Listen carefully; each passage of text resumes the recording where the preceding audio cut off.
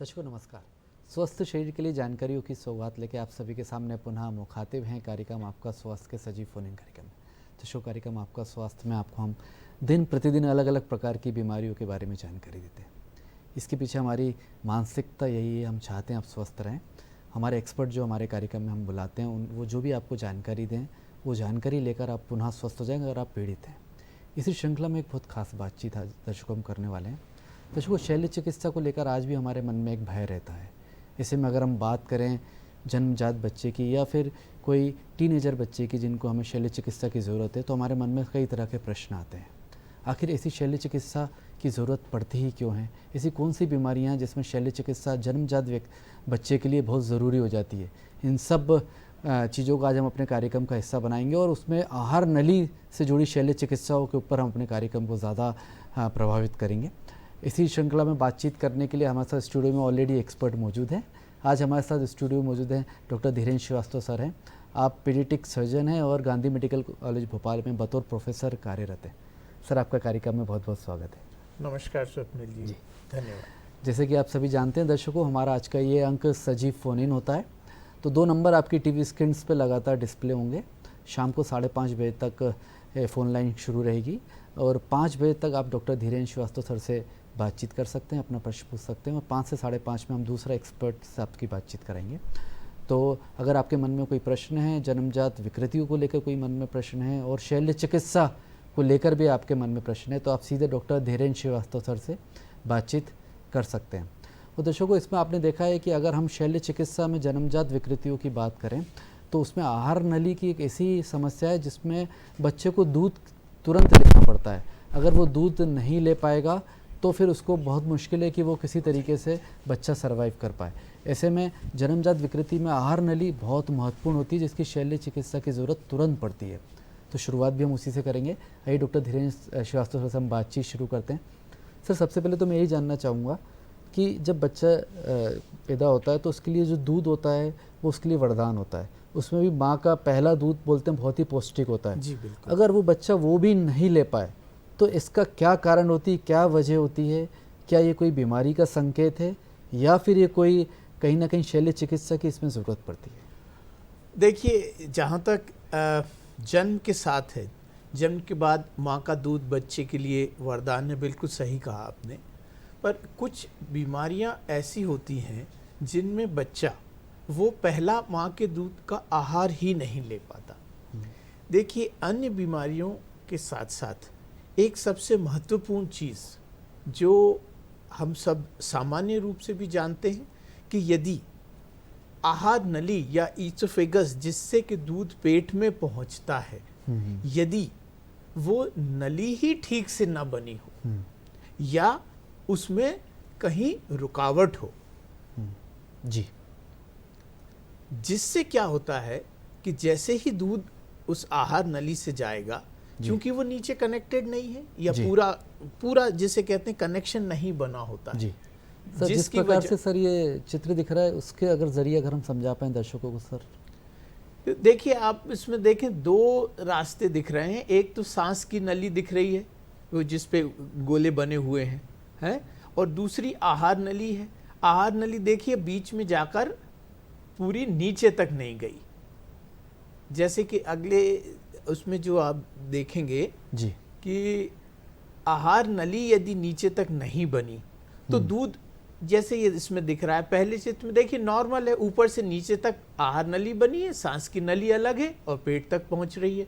लेकिन जो अन्य तरह की विकृतियां जो हो सकती है, जैसे ऊपर आहार नली नीचे तक बनी नहीं है जैसे आपको दिख रहा होगा उसमें साफ, या सांस की नली से जुड़ी हुई है, इस तरह की यदि जन्म से ही समस्या है तो अब ये तो सर्जरी से ही ठीक हो सकती है। अच्छा, क्यों? क्योंकि आहार नली यदि नहीं बनी है तो उस कनेक्शन को बनाना ही आवश्यक है। जब तक हम उसको स्टमक से जोड़ेंगे नहीं तब तक बच्चा दूध नहीं पी पाएगा। यह समस्या इसलिए थोड़ी सी गंभीर होती है क्योंकि ये जन्म के साथ ही प्रस्तुत हो जाती है। बिल्कुल। एक कॉलर हैं सर, नंद स्वरूप जी हैं बाराबंकी उत्तर प्रदेश से। नंद स्वरूप जी अपना प्रश्न पूछ लें आप। नमस्कार सर, मैं नंद गुरु मिश्रा हूँ बाराबंकी से। मैं जानना चाहता हूँ नवजात शिशु की देखभाल हम कैसे करें, और दूसरी चीज हमें जो माताएं होती हैं अपने छोटे शिशु को किस प्रकार से दूध पिलाएं जिससे कहीं आहार नली के बजाय कहीं श्वास नली में दूध चला जाए, तो उससे किस प्रकार से वो सावधान रहें। जी। हाँ, ये तो देखिए सामान्य दूध पिलाना जैसे है कि बच्चे को दूध पिलाने के बाद कंधे पे रख के थपकी देना ताकि उसे बर्पिंग करें, ये तो तब स्थिति उठती है जबकि बाकी सारा आहार नली और बाकी चीज़ें सामान्य हो। इसलिए ये सुनिश्चित करना ज़रूरी है सबसे पहले जन्म के बाद अस्पताल में डॉक्टर नली के द्वारा एक फीडिंग ट्यूब जिसे अपन कहते हैं, नली पास करके ये कंफर्म करता है कि ये पूरा रास्ता ठीक से बना हुआ है।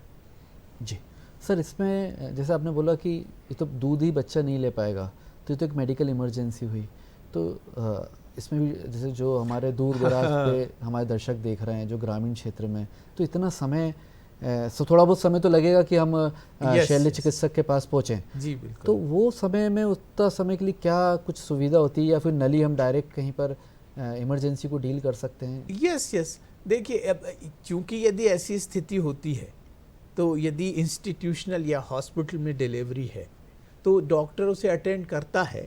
तो ऐसी स्थिति में सबसे पहले तो उसमें चूंकि वो सीक्रेशन ही अंदर नहीं जा पा रहे, आप समझ सकते हैं, लाल ही अंदर नहीं जा पाएगी, तो वो सक्शन करके उसको ठीक करता है। और दूसरा, उसको तब तक के लिए जब तक कि वो उस सेंटर पे ना पहुंच पाए तब तक 2-3 चीज़ों का ध्यान रखना ज़रूरी है। जी। एक, सबसे पहले तो बच्चे को टेम्परेचर ठंड के दिनों में उसको कवर करके रखें ताकि उसका टेम्परेचर कम ना हो। दूसरा, उसको डिहाइड्रेट ना हो, उसको जो ज़रूरत है उसको फ्लूइड आईवी के माध्यम से पहुंचाया जाए। और किन्हीं मामलों में जैसे अभी अपन ने डिस्कस किया था जी।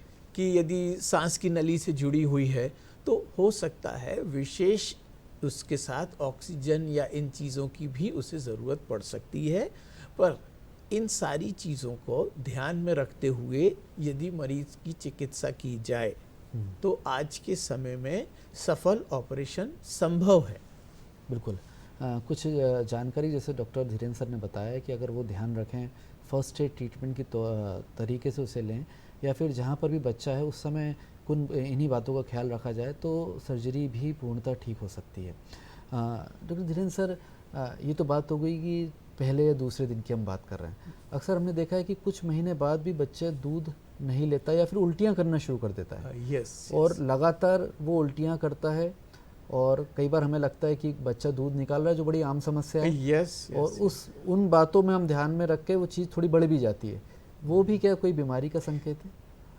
हाँ, देखिए सामान्य रूप से जैसे अभी अपने दर्शक ने पूछा था कि दूध किस तरह से पिलाएं, यदि सामान्य तरह से दूध हम पिला रहे हैं, सारी चीज़ों का ध्यान रख रहे हैं, उसके बावजूद भी यदि बच्चा दूध बाहर निकाल रहा है, जैसे सर अब इमेज में भी कुछ हम बता सकते हैं क्या? हाँ देखिए, जैसे ये पहली वाली इमेज में दिख रहा है कि भाई ये सामान्य रास्ता है, ईसोफेगस स्टमक लिखा है, वहाँ से नीचे चला जाएगा। जबकि दूसरे में आप देख रहे हैं वो लाल जो है वहाँ पे बड़ा रुकावट का प्रतीक है। ओके। क्या होता है कि यदि वहाँ पे रुकावट हुई है बाद में, ये जन्म से नहीं है डॉक्टर साहब, अच्छा, हाँ ये बाद में होने वाली तकलीफों में से है, इसलिए कुछ समय तक तो ठीक चलता है, फिर उसके बाद जब वो दूध डालने लगेगा तो ये रुकावट यदि है, जिसे हम अपनी चिकित्सीय भाषा में पाइलोरिक स्टेनोसिस कहते हैं, इन्फेंटाइल हाइपरट्रोफिक पाइलोरिक स्टेनोसिस कहते हैं। तो इसमें जो बात है ये देखिए, जब बच्चे को दूध पिलाएंगे तो देखिए नीचे तक चला गया, लेकिन पेट से नीचे नहीं जा पा रहा है। अच्छा, पेट से नीचे नहीं जा पा रहा है तो वो फूल रहा है, पेट वहाँ पे फूल रहा है, देखिए। जी जी जी। तो उस स्थिति में फिर दवा से हम जांच करके देखते हैं कि कितनी रुकावट है। पर ये आपके माध्यम से यही कहना चाहेंगे कि यदि ये समस्या लगातार बनी हुई है और जांच से ये पता चलता है कि यहाँ पर रुकावट है, तो हमें चिकित्सक की सलाह पर समय रहते ऑपरेशन करवा लेना चाहिए। जी। डॉक्टर धीरेन्द्र सर, जैसे आपने बोला समय रहते ऑपरेशन की ज़रूरत हो तो कराना चाहिए, लेकिन आज भी हम में से बहुत सारे ऐसे बड़े हैं जो पढ़े लिखे लोग हैं, वो भी जब शल्य चिकित्सा की बात आती है, ऑपरेशन की बात आती है, तो एक मन में भय रहता है। हम कोशिश करते हैं कि हम दवाई के ज़रिए ठीक हो जाएं। ऐसे में 1 महीने का बच्चा, 2 महीने का, जैसा आपने बताया 6 माह का बच्चा है, तो उसका ऑपरेशन कराने में वाकई पेरेंट्स को कन्विंस करना मुश्किल होता होगा। हाँ, ये तो सच है। ऑपरेशन के विषय को लेके और ख़ास करके बच्चों के मसले में कई बार थोड़ा सा समझाने में मुश्किल तो आता है, पर अब जैसे ये अपने पास एविडेंस रहते हैं, अब आजकल जैसे एक्सरे हैं, सीटी स्कैन है, हम अल्ट्रासाउंड, ये सारी जांच की रिपोर्ट्स और मरीज़ की जो क्लिनिकल स्थिति है, जी। जब उसके पेरेंट्स इन सारी चीज़ों को समझते हैं तब वो तैयार होते हैं ऑपरेशन के लिए। और आजकल की सुविधाओं के हिसाब से, एडवांस्ड एनेस्थीसिया के हिसाब से, सर्जिकल टेक्निक के हिसाब से, इन मसलों में जहां पहले परिणाम उतने अच्छे नहीं मिलते थे, अब बेहतर परिणाम मिलने लगे। जी। डॉक्टर धीरेन्द्र श्रीवास्तव सर, एक ऐसा देखा गया है कि आंतों में अगर हम बात करें तो बच्चा जब थोड़ा बड़ा होता है या फिर जन्मजात भी हम बात कर लें तो कहीं ना कहीं एक ऑब्स्ट्रक्शन आता है, जिसको हम लोग अम्लाइकल हर्निया भी बोलते हैं, हर्निया के रूप में आता है, या फिर एपेंडिसाइटिस हमने देखा है अक्सर कि वो किसी तरह से रुकावट पैदा होती है। और सब एक्यूट इंटेस्टाइनल ऑब्स्ट्रक्शन एक हमने देखा आंतों में, एक बच्चों में बहुत आम सी समस्या बनती है। तो क्या इसके भी लक्षण तकरीबन पेट में कहीं रुकावट के सामान्य लक्षणों की तरह होते हैं? हाँ, ये तो महत्वपूर्ण चीज़ है जी। कि आंत का जहाँ तक सवाल है, पूरी जो इंटेस्टीन है उसको 2-3 भागों में विभाजित है। जैसे कि स्टमक से नीचे डियोडिनम, स्मॉल इंटेस्टीन, लार्ज इंटेस्टाइन है, तो काफ़ी अंदर रहता है। इनमें अब रुकावट की जहाँ तक वजह है, देयर आर बहुत सारी वजह होती है। जी। अब कॉमन वजह में जैसे कि यदि ठीक तरह से आंत फिक्स नहीं हुई, घूमी नहीं, मैल रोटेशन वहाँ पे हो सकती है, या जन्म के बाद आंत में कहीं स्ट्रक्चर है, रुकावट आ गई है, या आंत घूम गई है, तब मरीज प्रेजेंट कैसे होता है। जी। तो ऐसे होता है कि साहब जी। ये जैसे आंत दिख रही है पूरा, ये दर्शकों के लिए इसलिए है कि अंदाज़ा रहे कि अंदर इस तरह से आंत रखी हुई रहती है सारी। अच्छा। और इनके आपस में चिपकने के, घूम जाने के या रुकावट की संभावना इसलिए होती है क्योंकि बहुत सारी आंत इस तरह से अंदर जमी हुई रहती है। पर अब प्रेजेंट कैसे करेगा ऑब्स्ट्रक्शन? बिल्कुल। प्रेजेंट तो ऐसे करता है कि सामान्य है, बच्चा साहब अच्छी तरह से दूध पी रहा था, अब साहब वो उल्टी करने लगा। अब उसमें जैसे हमने शुरू वाली बात बताई थी, उसमें क्लीन दूध फेंकना अलग चीज़ है। अब जब आंत में रुकावट आती है तो वो ग्रीनिश वोमिटिंग, हरे रंग की, अच्छा। उल्टी शुरू होती है, पेट में दर्द होता है, आते और लैट्रिन बंद हो जाना, मोशन नहीं जाना, ये सारी चीज़ें शुरू हो जाती हैं। अच्छा, तो सर जैसे वॉमिटिंग, उल्टियों की अगर हम बात करें तो हरी उल्टी क्या इसका संकेत होती है कि कहीं ना कहीं तुरंत जाके चिकित्सक से संपर्क करें? क्योंकि अक्सर में देखा है तो उल्टियाँ भी बड़ी कॉमन है। Yes yes. तो क्या एक जो पेरेंट्स हैं, हाँ, उनके लिए आसानी होगी वो उल्टियों का कलर देख के, या वॉमिटिंग का बाइल वॉमिटिंग को हम लोग पहचानते हैं, तो उससे भी कुछ हम लोग यस यस, ये समझ तो सकते हैं? ये तो ऐसा है कि एक रहती है सामान्य, अब उल्टी, दस्त, गैस्ट्रोएंटराइटिस या फूड पॉइजनिंग, खाने से संबंधित, तो ये यूजुअली 1-8 दिन में सेटल हो जाने वाली चीज़ है। और सामान्य रूप से इनमें बच्चा या बड़ा वही वोमिटिंग करता है जो उसने खाना खाया हुआ है। यूजुअली बाइल या ग्रीन कलर की वोमिटिंग नहीं होती। यदि उसमें ग्रीनिश है या उसमें कहीं गलती से ब्लड आ रहा है, तो ये आपको संकेत है कि ये सामान्य से अलग हट की बात है, इसको चिकित्सक को जल्दी दिखाना चाहिए। बिल्कुल। दर्शकों, अगर आपको ऐसा संकेत आ रहा है कि बच्चा लगातार वॉमिटिंग कर रहा है, और ऐसे में जैसे डॉक्टर धीरेन्द्र सर ने बताया कि हरे कलर का, ग्रीन कलर की वॉमिटिंग अगर हो रही है, या फिर आपको ब्लड दिख रहा है वॉमिटिंग में, तो हो सकता है ये सामान्य परिस्थिति ना हो। आप जाके तुरंत एक बार चिकित्सक से संपर्क करें और जैसा शुरुआत में डॉक्टर धीरेन्द्र सर ने बताया था कि एक बार पूरी जांच होती है, जो लिक्विड देकर भी जांच होती है, कहीं कोई ऑब्स्ट्रक्शन तो नहीं है, वो शायद डॉक्टर आपको उस जांच की सलाह दें, उस जांच को भी ज़रूर करवाएं और देखें कोई गंभीर समस्या तो नहीं उत्पन्न हो रही है। डॉक्टर, अपेंडिसाइटिस जो वर्ड है वो यूजुअली हम लोग बड़े लोगों के साथ जोड़ते हैं कि ज़्यादा बड़े व्यक्ति को या टीनेजर गर्ल्स में अपेंडिसाइटिस बहुत कॉमनली हम लोग देखते हैं, लेकिन कई बार छोटे बच्चों में भी अपेंडिसाइटिस होता है जी। और ऐसे में क्या उसके प्रारंभिक लक्षण होते हैं? और क्योंकि ऐसा सुना है कि अपेंडिसाइटिस में भी सर्जरी ही इसका इलाज है। देखिए, अपेंडिसाइटिस का उम्र से ऐसा कोई वो नहीं है। अच्छा। ये जिसको भी अपेंडिसाइटिस यानी अपेंडिक्स में इन्फ्लेमेशन या अपेंडिक्स में सूजन, तो अपेंडिक्स में सूजन किसी भी उम्र में कभी भी किसी वजह से हो सकती है। अब आपने कहा कि अपेंडिसाइटिस में ऑपरेशन ही लगेगा क्या, और उसके प्रारंभिक लक्षण, तो प्रारंभिक लक्षण तो देखिए, दर्द, यूजुअली पेन, वोमिटिंग और फीवर। अच्छा। ये चीज़ें नॉर्मली इस बात की तरफ पेट में दर्द, पेट में दर्द खास करके राइट साइड पे यदि दर्द होता है और वोमिटिंग भी उसके साथ हो रही है और बुखार भी आ रहा है, तो ये एक संभावना देता है कि कहीं इन्फ्लेमेशन या सूजन आंत पे है, और आंत पे सूजन अपेंडिक्स में यदि है तो अपेंडिसाइटिस कहलाएगा। अच्छा। ओके। अब आज की चिकित्सा व्यवस्था के हिसाब से ये एसेस करते हैं हम कि अपेंडिक्स में कितनी सूजन है। ओके, तो ये हमेशा आवश्यक नहीं है कि हर बार ऑपरेशन ही करना पड़े। इफ़ इट इज़ माइनर, हम मेडिसिन और इन सारी चीज़ों से भी बेहतर हो सकता है। जी जी। डॉक्टर धीरेन्द्र सर, जैसे कि अपेंडिसाइटिस की तो आपने बताया कि शल्य चिकित्सा की हर बात आवश्यकता नहीं पड़ती है, लेकिन हमने देखा अक्सर कि नाभि भी कई बच्चों की जन्मजात थोड़ी सी उभार दिखता है उसमें, और सामान्य तौर पर जब डॉक्टर के पास जाते हैं तो वो वैक्सीनेशन के लिए हम लोग जाते हैं तो वो बोलते हैं कि ये अम्बिलिकल हर्निया है। तो क्या अम्बिलिकल हर्निया भी कोई एक बड़ी समस्या बन के उभर के आती है? इसमें भी क्या शल्य चिकित्सा की ज़रूरत पड़ती है? क्योंकि ये बड़ी कॉमन सी चीज़ है और बहुत सारे पेरेंट्स इसको लेकर चिंतित रहते हैं। यस, ये आपने अच्छी बात कही कि ये अम्बिलिकल हर्निया जो होती है। अच्छा, अब हमें इसके लिए थोड़ा सा 1 मिनट लूँगा, क्योंकि ये अम्बिलाइकस जो है, ये नाभि जो है वो एक्चुअली माँ से कनेक्शन की जगह होती है। वहीं से जो है कॉर्ड, अम्बिलाइकल कॉर्ड माँ से कनेक्टेड होती है। अच्छा। उसी के तहत जब बच्चा अंदर रहता है गर्भ के दौरान, तो उसी से उसको सारा ब्लड सप्लाई, खून, सब कुछ उसी से प्राप्त होता है। तो ये कनेक्शन तो सामान्य है।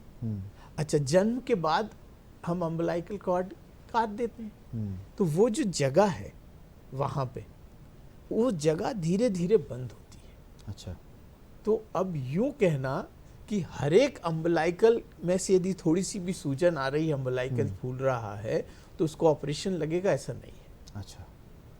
क्यों? क्योंकि ये प्राकृतिक रूप से जब उसका काम पूर्ण हो जाता है अम्बिलाइकस का, तो वो धीरे धीरे बंद हो जाती है, वो रिंग, अम्बिलाइकल रिंग क्लोज हो जाती है। तो इसलिए हमें बहुत छोटे बच्चे में अम्बिलाइकल हर्निया के ऑपरेशन की ज़रूरत नहीं पड़ती। वी वेट टू सी कि नॉर्मल कोर्स में वो बंद हो रहा है रिंग कि नहीं। तो सर, तकरीबन कितने समय तक एक पेरेंट्स को वेट करना चाहिए कि वो डॉक्टर के पास नहीं जाए या घर पर ही देखे कि उसको अंतर आते जा रहा है, या 1 साल 2 साल बाद फिर कराना पड़ता है? देखिए, ये तो नहीं कहना उचित कि डॉक्टर के पास ना जाए, डॉक्टर के संपर्क में तो रहना उचित होता है जी। पर सामान्यतः 1 से 2 वर्ष की उम्र तक इंतज़ार किया जाता है। यदि डिफेक्ट छोटा है, बंद हो रहा है, तो वी वेट फॉर 2 इयर्स कि उसके बाद ही उसको ऑपरेशन की ज़रूरत पड़े। सर, सेम चीज़ ये इंग्वाइनल हर्निया के साथ भी जुड़ी हुई है क्या? उसमें भी वेट कर सकते हैं? नहीं, वो दोनों चीज़ों की बात अलग है। अच्छा। ठीक, this is a normal opening, हाँ। ओके, अम्बिलाइकस की कनेक्शन, और ये धीरे धीरे रिंग बंद होती है। पर इंग्वाइनल हर्निया की जो बात है वो अलग है। वो टेस्टिस के नीचे जाने के बाद जैसे बंद होना चाहिए था वो बंद नहीं हुआ है, इसलिए उसको ऑपरेशन की ज़रूरत पड़ती है। मतलब इंग्वाइनल हर्निया में ऑपरेशन की ज़रूरत तो पड़ेगी और उसी से पूर्णतः ठीक हो सकता है यस बच्चा। यस बिल्कुल। दो हर्निया की बात यहाँ पे डॉक्टर धीरेन्द्र सर ने बोली है। एक अम्बिलिकल हर्निया जो नाभि के ऊपर हमने देखा है, तो उसमें आपको समय वेट कर सकते हैं, ज़रूरत पड़े तो ही ऑपरेशन की ज़रूरत पड़ेगी। बाकी इंग्वाइनल हर्निया में डॉक्टर धीरेन्द्र सर बोल रहे हैं कि उसमें ऑपरेशन की ज़रूरत अक्सर पड़ती है। सर एक और आपने चीज़ बोली, संक्षिप्त में जानना चाहूँगा, आपने बात की टेस्टिस की, तो एक अनडिसेंडेंट टेस्टिस जो हमने देखा है कि कई बच्चों बालक होते हैं उसमें टेस्टिस जो अंडकोश होते हैं वो नीचे तक नहीं उतरते हैं, तो इसका कोई समय सीमा है ऑपरेशन की? संक्षिप्त में अगर हमारे दर्शकों को आप बताएं सर। ओके, देखिए विषय तो थोड़ा सा ये ट्रिकी इसलिए है क्योंकि जी। इसमें बहुत सारे इफ्स एंड बट्स हैं कि अनडिसेंडेड टेस्टिस दोनों हैं या एक है। ओके, अच्छा यदि एक है तो वो कहाँ पे है? इंग्वाइनल कैनाल में है कि अंदर है पेट, मतलब वो अच्छा। बाहर से फील भी हो रही है कि नहीं हो रही? तो सबसे पहले तो बच्चे के जन्म के साथ ये जांच तो करती जाती है कि दोनों टेस्टिस अपनी सही जगह पे हो। जी। इन केस यदि एक नहीं है तो ये देखना पड़ता है कि क्या वो इंग्वाइनल कैनाल में है। देखिए इसको 6 माह की उम्र तक तो हम मैक्सिमम वेट करते हैं यदि इंग्वाइनल कैनाल में है कि सामान्य ग्रोथ में नीचे आ जाए। पर यदि इसके बाद भी हमें लगता है कि उनकी पोजीशन नॉर्मल नहीं है जी, तो फिर चिकित्सीय परामर्श, और यदि चिकित्सक कहते हैं तो ऑपरेशन यदि हो तो उसको सामान्य जगह पे लाने से लॉन्ग टर्म फंक्शन उसका ठीक बना रहता है। बिल्कुल। हाँ, 6 माह तक हम वेट कर सकते हैं और 6 माह के बाद भी हमें लग रहा है कि अंडकोश अपनी जगह पे नहीं आए तो एक बार चिकित्सीय परामर्श लेना ज़रूरी हो जाता है। डॉक्टर धीरेन्द्र श्रीवास्तव सर, आप यहाँ आए, इतने अल्प समय में इतनी सारी बीमारियों के बारे में आपने संक्षिप्त में जानकारी दी। हमें विश्वास है कि हमारे दर्शक जो आज ये कार्यक्रम देख रहे हैं उन्हें इससे फ़ायदा मिलेगा। हमारे स्टूडियो में आने के लिए सर धन्यवाद। थैंक यू वेरी मच मुझे बुलाने के लिए। जी, आपका बहुत बहुत धन्यवाद। धन्यवाद स्वप्न जी। तो दर्शकों, हमारा सेकंड सेगमेंट अभी कंटिन्यूशन में रहेगा। आप कहीं मत जाइएगा, देखते रहिए कार्यक्रम आपका स्वास्थ्य। सीखो भविष्य नए भारत का। सीए जो है क्या मायने रखता है, क्या महत्व है इसका? इकोनॉमी की वो रीढ़ की हड्डी होती है। आपका जो भी फाइनेंशियल ट्रांजैक्शंस होते हैं जी, अकाउंटिंग्स होता है, ऑडिट होता है, टैक्स प्लानिंग होता है, ये सब जिम्मेदारी का जो काम होता है वो चार्टर्ड अकाउंट ही नहीं कर सकता है। किसी कंपनी या किसी ऑर्गेनाइजेशन में सीए की क्या रिस्पॉन्सिबिलिटी होती है, उसके बारे में आप कुछ बताइए। एक कॉर्पोरेट या ऑर्गेनाइजेशन भी होता है तो उसकी भी एक बैकबोन का काम एक चार्टर्ड अकाउंटेंट करता है। सीए का जर्नी जो है ना सिर्फ सीए बनने से नहीं होता है। Every time you have to be very alert. इतने सारे क्लाइंट्स हैं आपके, तो आपको उनके सामने बताने के लिए आपको डेली अपडेट रहना जरूरी ही होता है। आपको अपना सॉफ्टवेयर हर रोज अपडेट करना है। हाँ, अपना सॉफ्टवेयर। यस। देखिए सीखो प्रत्येक रविवार प्रातः 10 बजे, पुनः प्रसारण रविवार रात 8 बजे, सिर्फ डीडी नेशनल पर, देश का पहला चैनल, देश का अपना चैनल।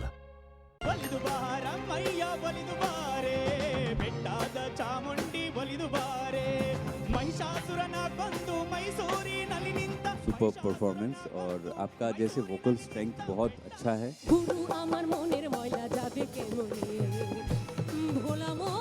भारत का अमृत कलश हर शनिवार और रविवार शाम 7 बजे सिर्फ डीडी नेशनल पर। देश का पहला चैनल, देश का अपना चैनल।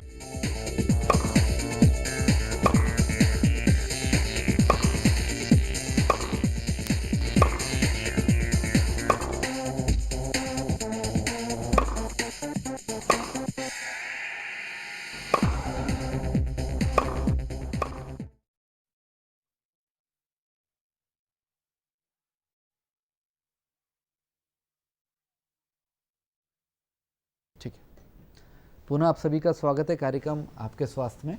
जैसे कि हमने आपसे वादा किया था, सेकंड सेगमेंट में आप नए विषय पर बातचीत करेंगे और दर्शकों हम बातचीत करने वाले हैं बहुत महत्वपूर्ण मुद्दे पर। इसमें हो सकता है बीमारी के बारे में हम आपको जानकारी ना दें, लेकिन बीमारी की पहचान कैसे होती है और बीमारी की पहचान में इन्वेस्टिगेशन यानी जांच, पैथोलॉजी टेस्ट ब्लड से रिलेटेड होगा या यूरिन से रिलेटेड होगा या मल से रिलेटेड होगा, उसकी क्या महत्वपूर्ण भूमिका रहती है, ये बहुत ज़रूरी है। और इसके बिना संभव नहीं है कि हमारा इलाज सही हो और उसके परिणाम अच्छे आएँ।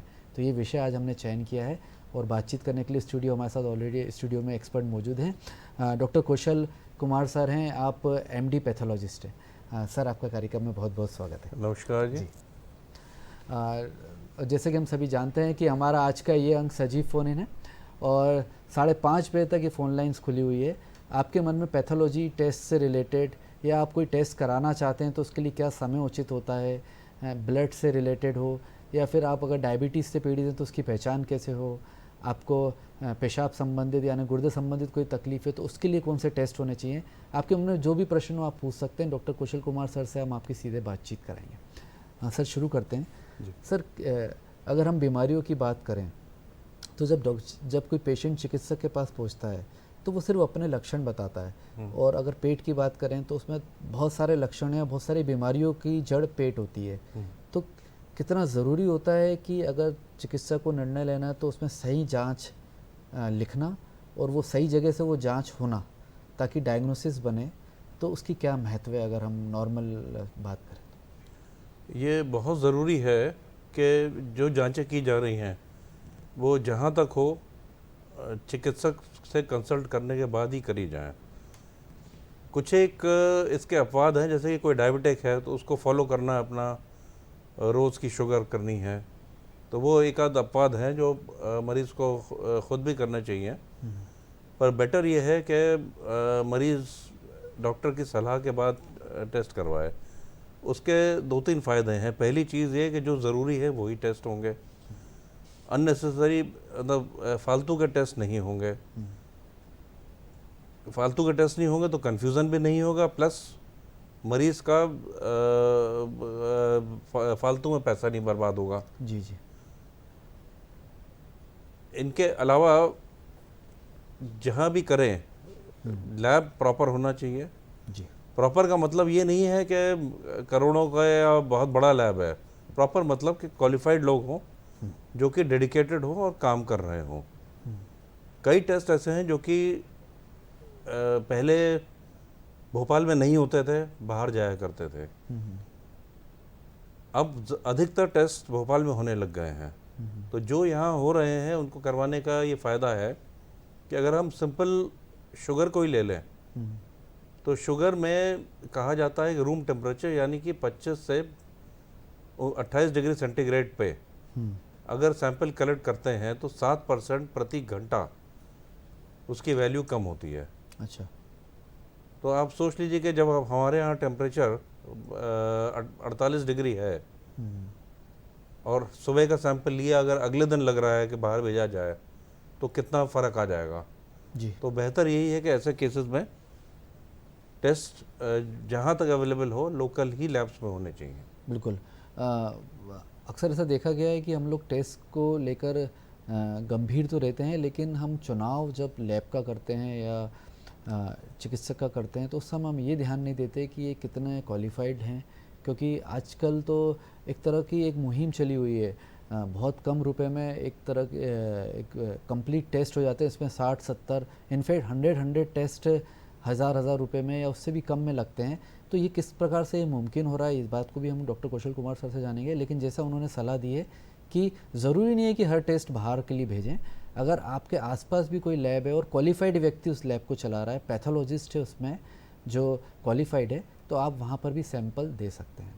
सर, आजकल एक तरह का फैशन है कि हर 3 महीने 6 महीने में हम अपनी एक बार ब्लड देते हैं और पूरी जांचें कराते हैं, जिसमें तमाम किडनी, लीवर, ब्लड, थायराइड, 3 महीने की शुगर और बहुत सारी जांचें और भी, उसमें विटामिन डी, B12 और हो जाती है, और बहुत कम पैसों में ये जांचें हो रही हैं। तो जैसा आपने बोला है कि एक प्रॉपर चैनल होना चाहिए, वो अभी नहीं है। अगर हम मान सकते हैं कि हम तो सिर्फ ये देखते हैं कंपनी, और आजकल घर पे सैंपल ले जाते हैं, हमें पता भी नहीं कि हमारा सैंपल कहाँ जा रहा है। तो इसके लिए आप क्या राय देंगे हमारे दर्शकों को? जैसे मैंने पहले भी कहा था कि इसमें बेहतर यही है कि डॉक्टर को कंसल्ट करें कि आपको ज़रूरी भी है कि नहीं वो टेस्ट करवाना।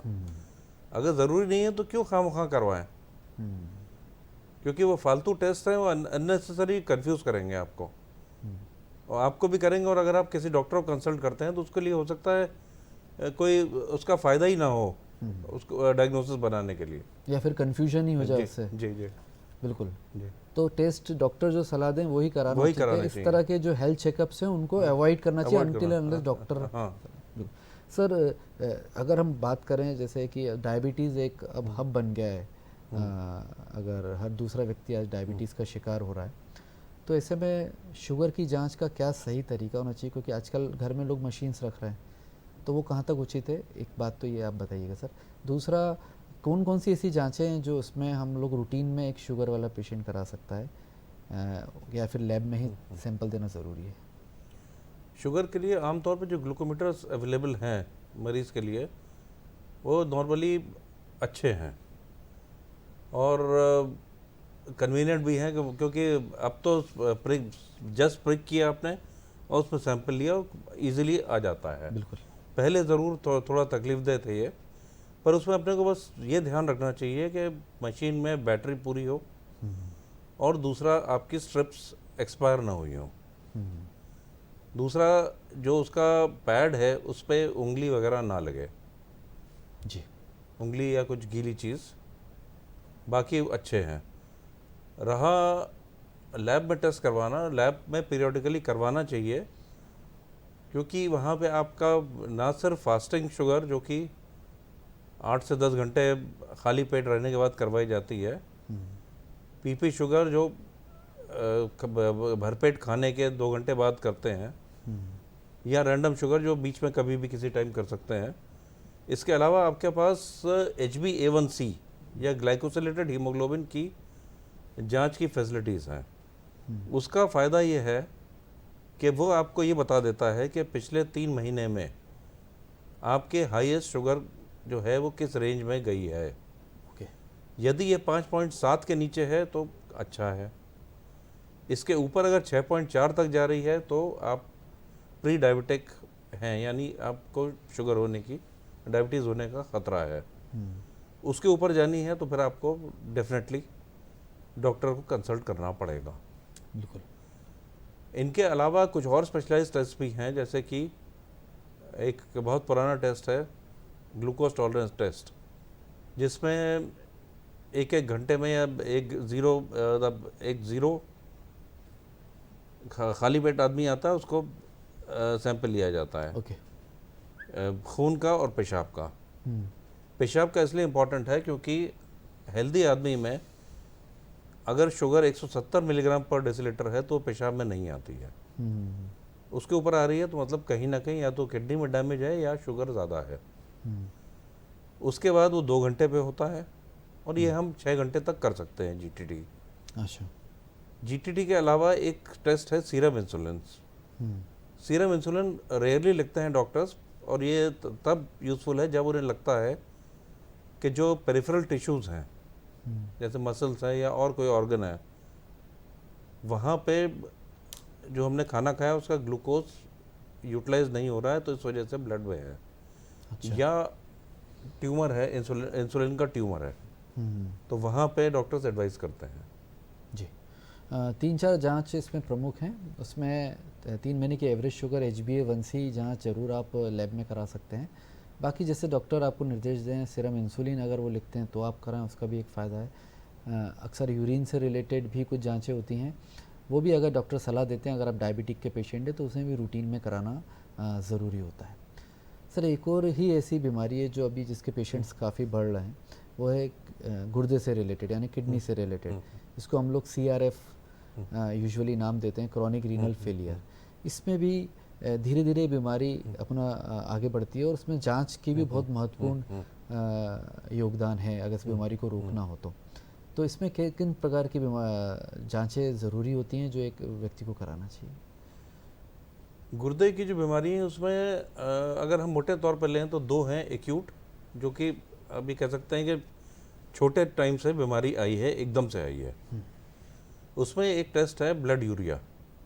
Blood urea normally amino acids और मसल्स का डिग्रेडेशन प्रोडक्ट है, जो आमतौर पे गुर्दा फिल्टर करके निकाल देता है, जब एक्स्ट्रा होता है तो वो परमिसिबल लिमिट में है कि नहीं। दूसरा है क्रिएटिनिन, जो अगेन मसल का डिग्रेडेशन प्रोडक्ट है। प्राय क्रिएटिनिन आपका 1 या 1.2 के नीचे रहता है। जो एक्यूट रीनल फेलियर है, ARF जिसे कहते हैं, उसमें आमतौर पे क्रिएटिनिन कंपैरेटिवली ज़्यादा नहीं बढ़ता, पर यूरिया करस्पॉन्डिंगली ज़्यादा बढ़ जाएगा। जैसे यूरिया 80 है या 120 है और क्रिएटिनिन मात्र आ रहा है 1.5 या 1.8। क्रॉनिक रीनल फेलियर में क्रिएटिनिन ज़्यादा बढ़ता है, यूरिया करस्पॉन्डिंगली कम बढ़ता है। दूसरा, एक्यूट रीनल फेलियर में पेशाब कम आता है, जबकि क्रॉनिक फेलियर में कोई ज़रूरी नहीं है कि पेशाब कम आए। इसके अलावा हमको ये ध्यान रखना चाहिए कि ये बीमारियाँ ख़ास तौर से जो डायबिटिक मरीज़ है और जिसको हाइपरटेंशन है, मतलब हाई बीपी है, उनको ये गुर्दे की बीमारी होने का ख़तरा ज़्यादा रहता है अगर वो समय से और पूरा इलाज ना लें।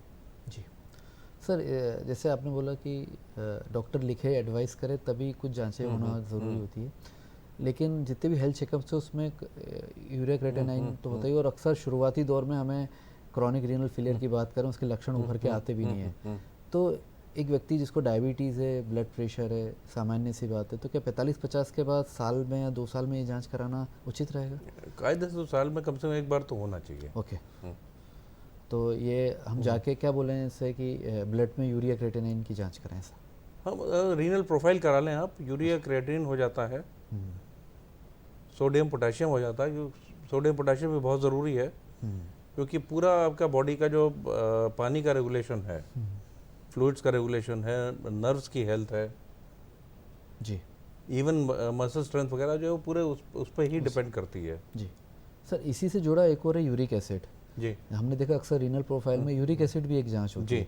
वो अक्सर बहुत लोगों का हो सकता है जीवन शैली अलग प्रकार की हो गई है, वो काफ़ी बड़ा हुआ आने लगा है। उसके लिए एक दवाई भी डॉक्टर लोग सलाह देते हैं जीवन भर खाना पड़ेगी।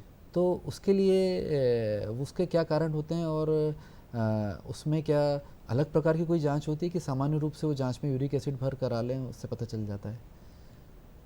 यूरिक एसिड भी एक डिग्रेडेशन प्रोडक्ट है प्रोटीन का, ये भी किडनी के थ्रू नॉर्मली निकलता है। अगर ज़्यादा प्रोड्यूस हो रहा है, ब्रेकडाउन ज़्यादा हो रहा है या किडनी पूरी तरह फिल्टर नहीं कर पा रही, तो ये बढ़ेगा।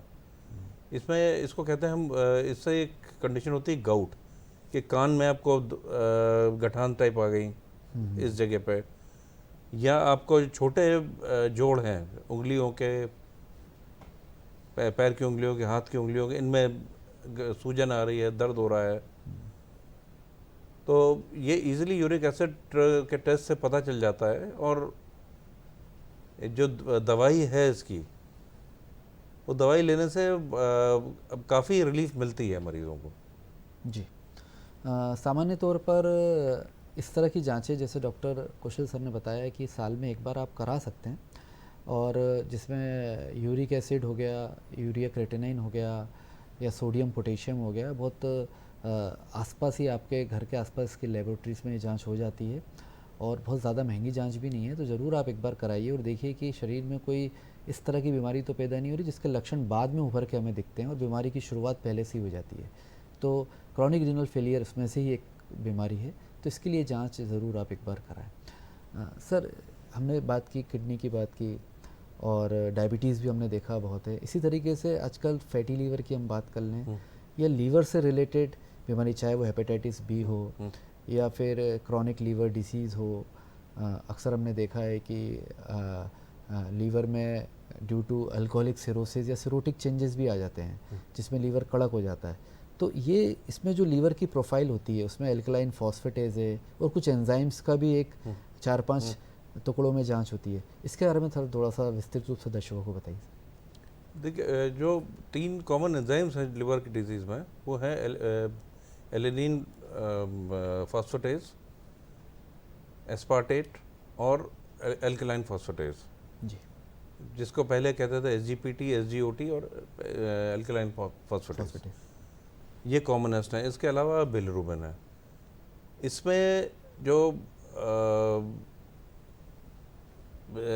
ये 3 एंजाइम्स हैं, ये नॉर्मली डिग्रेडेशन प्रोडक्ट हैं प्रोटीन के, प्रोटीन को डिग्रेड करती हैं या तो स्टूल में पास करने के लिए या छोटा करके यूरिन में निकाल देती हैं। इसके अलावा एक चीज़ है सीरम बिलिरुबिन। सीरम बिलिरुबिन 2 तरह का होता है, जो है वो डायरेक्ट होता है और इनडायरेक्ट होता है। सीरम बिलिरुबिन नॉर्मली है आरबीसी का डिग्रेडेशन प्रोडक्ट, क्योंकि आरबीसी की एक लाइफ होती है और कोई भी लिविंग चीज़ जो है उसकी एक लाइफ होती है। वो जब ख़त्म होता है तो डिग्रेड तो होगा वो जी।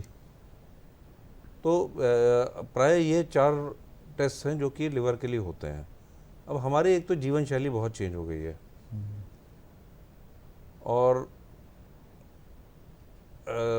जो खान पान है उसमें अनफॉर्चुनेटली अल्कोहलिज्म और अल्कोहल और स्मोकिंग वगैरह काफ़ी बढ़ गई है। स्मोकिंग, तंबाकू इत्यादि।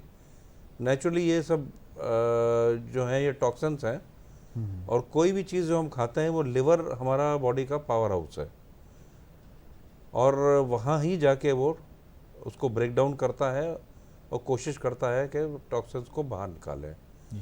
जो नहीं निकाल पाता या जो मात्रा में ज़्यादा होते हैं वो फिर लिवर सेल को डैमेज करते हैं और जब सेल डैमेज हो रहे हैं तो उसका रिप्लेसमेंट जो अब हीलिंग में फैट उसकी वजह से दिख रहा है आपको। बिल्कुल। तो सर ये तो एक जीवन शैली से जुड़ी बीमारी ही हो गई है और अगर फैटी लीवर की हम बात करें तो मेरे ख्याल से हर दूसरे व्यक्ति का first grade second grade fatty liver तो आ ही जाता है। इसमें जीवन शैली में बदलाव बहुत महत्वपूर्ण हो जाता है। नहीं, पार्टली ये भी है, दूसरा ये भी है कि डायग्नोस्टिक टेक्निक्स अब हमारी बहुत इम्प्रूव हो गई हैं जी। पहले आपके पास आज से 20-25 साल पहले सोनोग्राफी वगैरह नहीं थी कि आप नहीं देख पाते थे और आपको तभी पता चलता था जब लिवर बाहर निकाला है बायोप्सी की। हाँ बिल्कुल सही बात है। तो अब आप जी आपके पास फैसिलिटीज़ बहुत हो गई हैं जी। सर जैसे इतनी सारी जांचों की आपने बताया, चाहे किडनी का, लीवर का हो या ब्लड से रिलेटेड हो या हमारे कार्डियक से रिलेटेड लिपिड प्रोफाइल हो, तो सामान्यतः समय क्या रहना चाहिए अगर हम ब्लड दे रहे हैं जांच के लिए, तो क्या उचित समय रहना चाहिए? अक्सर हमने देखा है कि कुछ लोग तो बहुत ही इसमें डॉक्टर्स बताते हैं कि नहीं आप सुबह खाली पेट ही सैंपल दें, थायराइड की भी जांच सुबह खाली पेट कराएं, लेकिन अक्सर कई जगह हम हॉस्पिटल में जाते हैं, वो हम जितने बजे जाते हैं शाम में जाते हैं तो शाम में सैंपल ले लेते हैं, तो एक कन्फ्यूजन क्रिएट होता है। तो एक्चुअली चूँकि आप काफ़ी समय से जुड़े हुए हैं और सरकारी हॉस्पिटल्स में भी आपने काफ़ी लंबे समय प्रैक्टिस की है, तो क्या उचित समय होना चाहिए सैंपल देने का, क्या आप इसमें सलाह देते हैं? ये actually test to test vary करता है। कुछ टेस्ट जैसे आपने बताया थायराइड है, फास्टिंग शुगर, ये तो बेहतर यही है कि खाली पेट ही लिया जाए। अच्छा। क्योंकि कोई भी जो टेस्ट है, लैब का जो टेस्ट है, ये प्रैक्टिकली हम लोग जो देख रहे हैं, हम लोग अपनी भाषा में कहते हैं इलेक्ट्रॉनिक आई उसको देख रही है और मेजर करके दे रही है। अब वो उसकी एक्यूरेसी ज़्यादा हो गई है। तो ज़्यादा पहले नहीं, 30-40 साल पहले ये था कि हम 5 ml 10 ml रिएजेंट लेते थे, उसमें आधा 1 ml ब्लड डालते थे तो टेस्ट लगता था। अब जो है वो 1 बूंद से भी कम क्वांटिटी लग रही है हमें ब्लड की। हाँ, ब्लड की एक टेस्ट में, और उतने 5 ml तो हम अब तो पता नहीं कितने अनगिनत टेस्ट कर देंगे। जी जी। तो ये टेक्नोलॉजी की एक्यूरेसी तो बहुत इम्प्रूव हुई है, बट एक्यूरेसी के साथ जो उसकी गाइडलाइंस हैं, जो क्वालिटी एश्योरेंस है, वो आपको मेंटेन करनी पड़ेगी, वरना रिपोर्ट कुछ की कुछ आ सकती है। बिल्कुल। हाँ, अक्सर देखते हैं, हमने भी देखा है कि जब हम सैंपल एक ही सैंपल 2 जगह देते हैं तो रिपोर्ट्स में भी काफ़ी भिन्नता दिखती है, काफ़ी अंतर आता है। हमने तो इतना भी देखा है कि 3-4% हीमोग्लोबिन में सेम सैंपल में अंतर आता है। जैसे डॉक्टर कौशल सर ने बताया है कि एक्यूरेसी का कुछ ना कुछ मापदंड तो होना चाहिए, कहीं ना कहीं लाइबिलिटी सभी की है, उसमें किस तरीके से हमें उस सैंपल को कहाँ देना है वो ज़रूर उचित सलाह डॉक्टर के सुपरविजन में हो तो अच्छा रहता है। सर क्वालिटी की आपने बात की, तो क्वालिटी कंट्रोल एश्योरेंस जो है उसमें अगर हम भारत की बात करें, मध्य प्रदेश की बात करें, तो किस प्रकार से उसकी नज़र रखी जा सकती है? चूँकि आप सरकारी अस्पताल में आपने कार्य किया, तो आपने काफ़ी पास से समीप से सब चीज़ें देखी हैं, तो इस पे आप क्या राय देना चाहेंगे सर? देखिए, क्वालिटी एश्योरेंस का मेन पर्पज़ ये है कि जो भी आप टेस्ट लगा रहे हैं, जैसा कि आपने कहा कि वो रिप्रोड्यूसिबल होना चाहिए, यानी जो वैल्यू आज आई है, मतलब मान लीजिए आज वैल्यू आ रही है 90, तो वो एक प्लस माइनस परमिसिबल रेंज में आनी चाहिए। एग्जैक्टली अगर वो आ रही है तो भी गड़बड़ है, तो थोड़ा सा वेरिएशन तो आनी चाहिए, और वो वेरिएशन एक हम रेफरेंस से लेते हैं जो कि स्टैंडर्ड होगा, कैलिब्रेटर्स होंगे, पे ग्राफ पे लेते हैं। तो normally with in under 1 standard deviation permissible होती है। अब इसमें एक छोटा सा मैं आपको एग्जांपल देता हूँ। जी सर। मेरे ख्याल से 98 की बात होगी, मुझे भेजा गया नौगांव के वहाँ के टीबी अस्पताल में रिपोर्ट्स गड़बड़ आ रही हैं। हम वहाँ गए, सब ये कह रहे थे कि टेक्नीशियन गड़बड़ है, टेक्नीशियन गड़बड़ है। जब बोला तो वो बेचारा रुआंसा होकर मुझसे बोलता है कि सर ये रिएजेंट मेरे पास पुराना रखा है, ये नया रिएजेंट है। अच्छा। ये मरीज़ मुझे मालूम है कि इसको टीबी है। मैं इसकी स्लाइड स्टेन करके आपको दिखाता हूँ। मेरे सामने उसने स्टेन की, पुराना जो था रिएजेंट जी, उससे वो सैंपल आ रहा था 2+, और जो नया था उसमें नेगेटिव आ रहा था। अच्छा, मतलब इतना अंतर पड़ता है। अब बदनाम कौन हो रहा था? लैब और टेक्नीशियन। तो ये जो केमिकल्स या रिएजेंट्स होते हैं, इसकी ज़रूर सुपरविजन होना, नहीं इसका कंट्रोल होना चाहिए। तो क्वालिटी कंट्रोल में जो कई चीज़ें मैटर करती हैं। सबसे पहले क्वालिटी ऑफ रिएजेंट्स, उसकी एक्सपायरी और उसको पीरियडिकली चेक करना चाहिए। जब नया लिया गया है तो उसको रन करके देखा जाता है कि क्या आ रहा है और स्टैंडर्ड से कितना चेंज आ रहा है। ये रिएजेंट जो है ये बायोकेमिस्ट्री का भी हो सकता है, ये साइटोलॉजी का भी हो सकता है, हिस्टोपैथोलॉजी का भी हो सकता है, हेमाटोलॉजी का भी हो सकता है, किसी भी चीज़ का हो सकता है। उसके बाद उसको कंपेयर किया जाता है एंड एक चार्ट सा बना के, चार्ट या बल्कि ग्राफ कह लें आप, ग्राफ बना के उसमें कंपेयर करते हैं कि डेविएशन कितनी आती है। अब तो सब कुछ ऑटोमेटेड आ रहा है, तो कंप्यूटर बड़ी मदद कर देता है इसमें। सिमिलरली जो आजकल जो फुली ऑटोमेटिक एनालाइजर्स आ रहे हैं, इनमें सेल्फ प्रोग्राम है कि आपने टेस्ट रन किया, इस पर आप स्टैंडर्ड रन कर, आइडियली स्टैंडर्ड डेली रन करना चाहिए कि स्टैंडर्ड एक नोन वैल्यू का सैंपल है, वो आप रन करते हैं तो वो बताएगा कितना चेंजेस आ रहे हैं, और एक ग्राफ प्लॉट करता चला जाएगा। वो ऐसे यूँ जाएगा या कहीं भी। अब उस ग्राफ में वो कंपेयर कर लेता है कि इसमें स्टैंडर्ड डेविएशन कितनी आ रही है।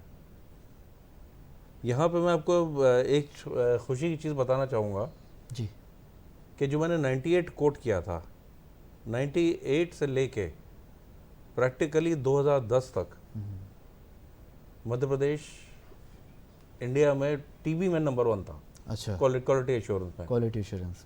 और आज भी भोपाल के जो अस्पताल हैं सरकारी, इनमें क्वालिटी एश्योरेंस बहुत अच्छी चल रही है। बिल्कुल सर, जैसे बात निकली टीबी की, टीबी अस्पताल की, तो आज भी ऐसा बोला जाता है कि टीबी को पकड़ने का कोई सटीक कि 100% डॉक्टर श्योर हो जाए कि आपको टीबी है, उस तरीके के कुछ रिपोर्ट्स बहुत आसानी से उपलब्धता नहीं है, ऐसा माना जाता है। पहले के डॉक्टर एक्सरे भर देखते थे, या एक टेस्ट होता था इसमें मतलब हाथ में एक छोटा सा इंजेक्शन लगाते, मॉन्टेक्स टेस्ट, उसके ज़रिए। अब लेकिन बहुत सारे डॉक्टर उसे मानते नहीं हैं, कहते हैं ये तो इसमें जो एरर्स होती हैं। तो टीबी के लिए क्या जांच उचित होनी चाहिए, चूँकि आपका इतना लंबा एक्सपीरियंस जुड़ा है टीबी के साथ? टीबी में हमारे पास अभी जो मशीन्स आ गई हैं, ये सीवी नेट है या हिंदुस्तान का है ट्रू नेट, इसमें 2 घंटे में आपको पता चल जाएगा। सैंपल प्रॉपर होना चाहिए। अच्छा, अगर उसमें 20 भी बैक्टीरिया हैं तो कैच कर लेगा वो। Sir is it blood sample और स्पूटम, नहीं, खगार की जांच होती है? ब्लड और स्टूल इसमें नहीं है रिकमेंडेड, ब्लड स्टूल यूरिन, बाकी कुछ भी दे सकते हैं आप। अच्छा, तो उसमें यूजुअली क्या लेते हैं सैंपल में? खकार ले सकते हैं आप, टिश्यू ले सकते हैं, किसी भी टिश्यू को ले सकते हैं आप। लेकिन उसकी उपलब्धता सर अभी कहाँ तक है, क्योंकि ऐसा बोलते हैं काफ़ी महंगा टेस्ट है ये। नहीं, सरकारी में तो फ्री है। अच्छा, उपलब्ध है वो, फ्री है और ऑल ओवर MP है, अवेलेबल है जी। मेरे ख्याल से तो सैकड़ों के हिसाब से मशीनें हैं ये। जी। और इसके अलावा कल्चर की फैसिलिटीज़ आ गई हैं। अब भोपाली में जहाँ तक मुझे मालूम है सरकारी में BMHRC में TV का कल्चर हो रहा है, एक STDC में कल्चर हो रहा है, एम्स में तो है ही। तो 3 जगह पे तो कल्चर है ही जी। इसके अलावा जबलपुर में है, इंदौर में है। जी। तो फैसिलिटीज़ तो हैं, पर ये है कि सैंपल प्रॉपर होना चाहिए। सैंपल का कलेक्शन का तरीका भी हाँ, इसमें बहुत इम्पोर्टेंट हो जाता वो है। इम्पोर्टेंट है जी। खकार से तो बहुत इजी है करना, बट उसके अलावा कहीं से कर रहे हैं आप जी, तो वहाँ पे फिर आपको जी क्लिनिशियन की हेल्प चाहिए। जी सर, इतनी सारी पैथोलॉजी लैब्स हमारे आसपास हैं, हर छोटी जगह पे भी अब उपलब्धता है उसकी, तो क्या एक मापदंड होना चाहिए? एक संक्षिप्त में सर हम जानना चाहेंगे 3-4 ऐसे पॉइंट्स बताएं जो हम सैंपल देने के पहले ये चीज़ की जानकारी अवश्य रखें या इन बातों का ध्यान रखें। 4-5 पॉइंट सर संक्षिप्त में हमारे दर्शकों को। हम जो भी सैंपल दे रहे हैं, जैसे कि आपने बोला, पहले तो ये देखें कि खाली पेट देना है या कुछ खा के देना है या कैसे देना है। दूसरा, कुछ टेस्ट ऐसे भी हैं जो कि रेस्ट पे देने होते हैं, जैसे सीरम कैल्शियम अगर आदमी चलता फिरता आ गया या एक्सरसाइज करके आ गया तो रिपोर्ट कुछ की कुछ आएगी। सिमिलरली शुगर है, आपका लिपिड प्रोफाइल है, ये चेंज हो जाती हैं वैल्यूज़। तो ये मालूम होना चाहिए एटलीस्ट कलेक्टिंग आदमी को, जो आदमी कलेक्ट कर रहा है, प्लस लैब को अवेयर होना चाहिए कि ये सैंपल इन कंडीशन में लिया गया है। इसके अलावा जो है बाकी क्वालिटी एश्योरेंस तो लैब की रिस्पॉन्सिबिलिटी है। बिल्कुल। पेशेंट की रिस्पॉन्सिबिलिटी ये है कि जो उसको गाइडलाइंस दी गई है वो फॉलो करे। जी बिल्कुल। और फिर जो एक एरर आती है वो है रिकॉर्डिंग रिपोर्टिंग की, उसको भी ध्यान रखना। हाँ, वो भी एक्चुअली लैब की और रजिस्ट्रेशन क्लर्क की रिस्पॉन्सिबिलिटी है जी। और नॉर्मली करते हैं, खैर वंस इन अ वाइल तो गलती कहीं भी हो सकती है, कोई एरर के चांस। बिल्कुल। डॉक्टर कौशल कुमार, आप यहाँ इतनी बारीकी से आपने पैथोलॉजी रिपोर्ट्स के बारे में जानकारी दी हमारे दर्शकों को, हमें विश्वास है इससे अवश्य फ़ायदा मिलेगा। आपका हमारा स्टूडियो में आने के लिए धन्यवाद। Thank you.